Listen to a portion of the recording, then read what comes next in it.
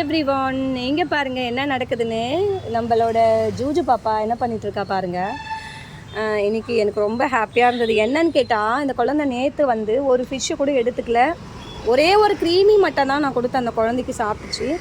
என்னன்னு எனக்கு புரியவே இல்லை. பிளாக்கிங்க வா, பிளாக்கி வா. இப்போ பிளாக்கி வந்து ஒன்று ஃபஸ்ட்டு கொண்டு போயிடுச்சு. அது எங்கே போய் சாப்பிட்டு வருதுன்னு தெரியலங்க. அது போயே 7 நிமிஷம் ஆயிடுச்சு. 7 நிமிஷமாக நான் இங்கே தான் வெயிட் பண்ணிகிட்ருக்கேன். ஏன்னா எனக்கு தெரியும் அது எப்படியும் ரிட்டர்ன் வரும்னு. இது செகண்ட் ப்ரெக்னெண்ட்டாக இருக்கா என்னன்னு தெரியல. பாவம் அந்த குழந்தைக்கு மடியெல்லாம் தொங்கி இருக்கு. இந்தா வா. இந்த பாக்ஸை வேறு திறக்கவே முடியல இந்த நேரத்தில். பார்த்து பாருங்கள். ஓடியா வா. இந்தா பிளாக் இந்தா எடுத்துகிட்டு போ சாப்பிட்டு ஓடியா போ. சாப்பிட்டு ஓடியா. நான் ஒரு 5 நிமிஷம் நிற்கிறேன். செகண்ட் ப்ரெக்னென்சியாக இருக்கா என்னன்னு தெரியல. என்னென்னு பார்த்தா நம்ம ஜூஜு பாப்பா வந்து இன்றைக்கி 3 மீன் சாப்பிட்டாங்க. 4வது மீனும் கொடுத்தேன். 4வது மீனில் பாதி சாப்பிட்டா. பாருங்க, 4வது மீன்லேயும் பாதி சாப்பிட்டுச்சு இந்த குழந்த. ஸோ எனக்கு அதுங்க சாப்பிடலைன்னா ஜூஜு எனக்கு அதுங்க சாப்பிடலாம் நான் ரொம்ப மனசுக்கு கஷ்டமாயிடும் எனக்கு.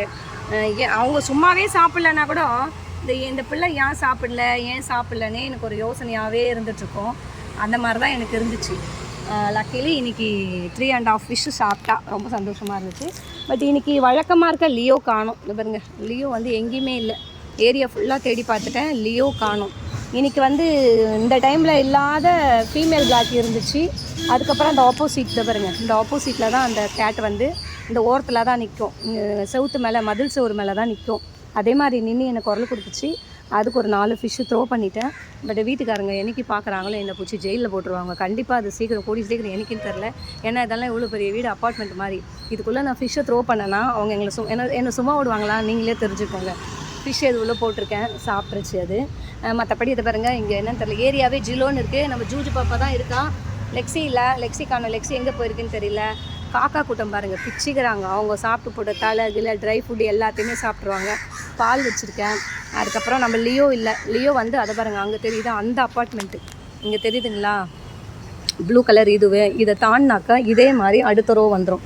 அந்த ரோக்குள்ளே தான் போயிருப்பான்னு நினைக்கிறேன். நான் கூப்பிட்டு பார்த்துட்டேன். என்னால் முடிஞ்ச அளவுக்கு குரலை கொடுத்து பார்த்துட்டேன், வரலை. இது வரும் ஒரு மாங்காய் தொப்பு. மாங்காய் பாருங்கள் செம்மையாக இருக்கும். இதுக்குள்ளே இருக்குது. பட் நான் இதுக்குள்ளெல்லாம் போயெல்லாம் எடுக்கிற பழக்கம்லாம் எனக்கு கிடையாது. ஏன்னா அவங்களே இது உள்ளே வர வேண்டாம் சொல்லிட்டாங்க. சேம் டைம் எங்கள் வீட்லேயும் போகக்கூடாதுன்னு சொல்லி என்கிட்ட ப்ராமிஸ் வாங்கிட்டாங்க.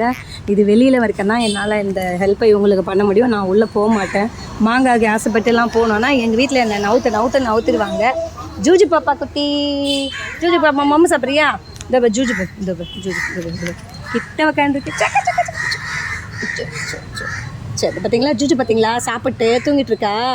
அம்முக்குட்டி தூங்குடு. இதை பாருங்க, இங்கே பாரு, இவளே கடிக்க வரா பாருங்க.